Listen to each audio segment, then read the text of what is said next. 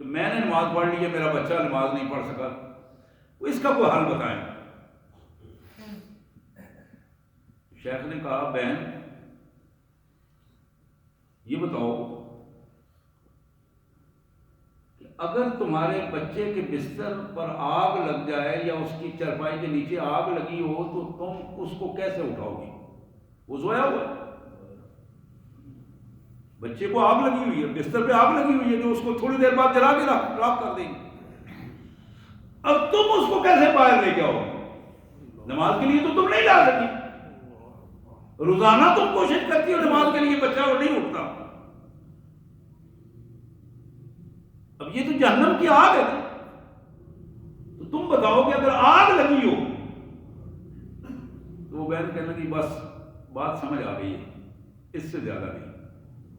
اب اس سے زیادہ مجھے سمجھانے کی ضرورت نہیں، بات میری سمجھ میں آ گئی ہے۔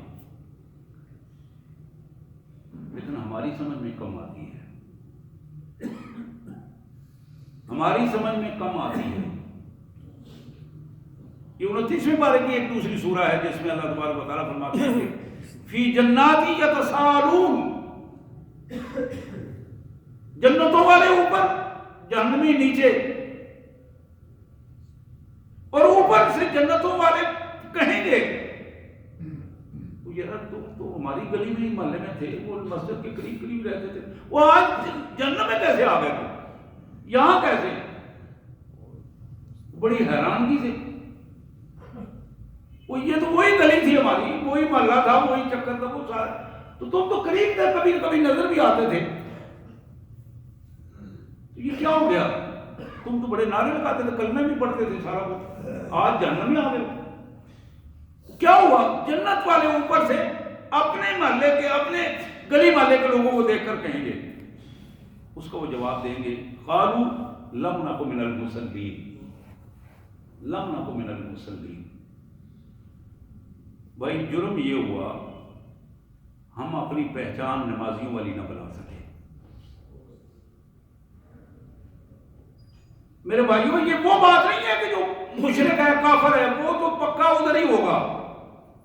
یہ وہ بات ہے کہ کلمہ پڑھنے کے باوجود حکم کو پورے طور پر تسلیم نہ کرنا، حکم کو پورے طور پر تسلیم نہ کرنا، یہ وہ اصل بات وہ ہے جو جس پر میں زور دے رہا ہوں۔ 5 میں سے 1-2 پڑھ لینا اور ماں باپ کا بچوں کو تھپکی دے کر، بالغ بچوں کو تھپکی دے کر کہنا میں سوئے رہو۔ کرکٹ کا میچ ہونا ہے تو موبائل پہ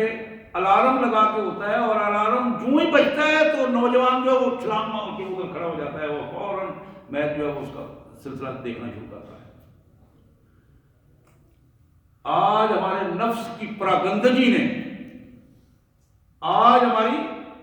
اندر کی اس جو شیطانی دجالیت ہے اس نے ہمیں وہاں پہنچا دیا ہے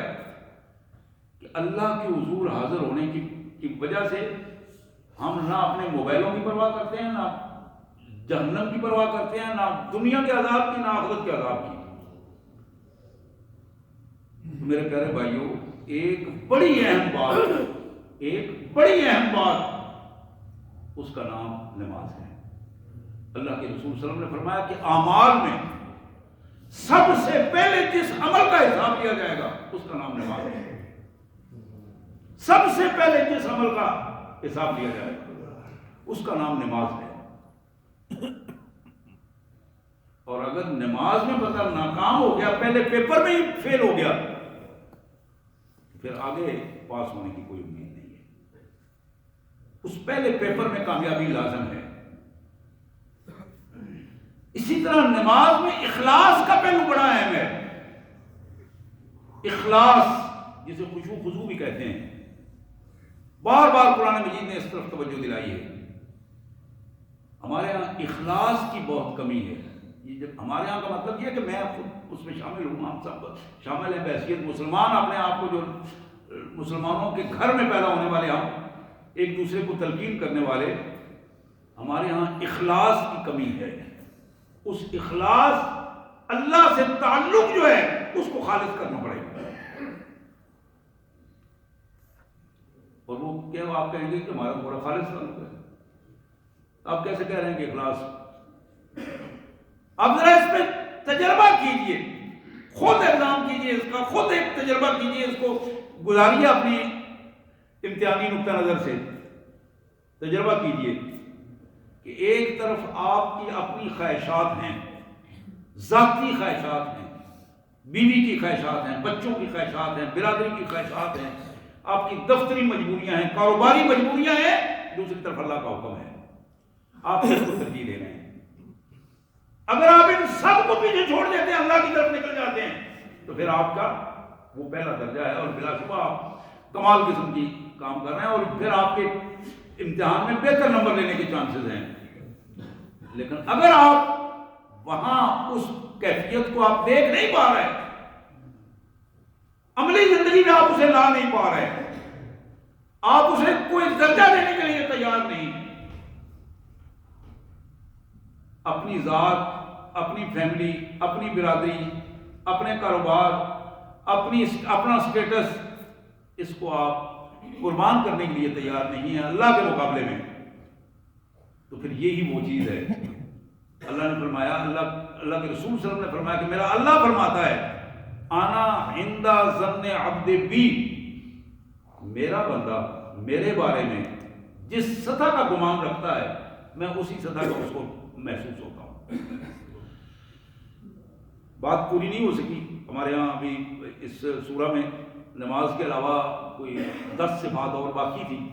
انشاءاللہ اگر اللہ نے موقع دیا تو اگلے جمعے کو باقی بات ہوگی۔ اللہ سے دعا ہے اللہ تبارک و تعالی ہمیں قرآن مجید کی یہ آیات محسوس کرنے اور اس پر عمل کی توفیق عطا فرمائے۔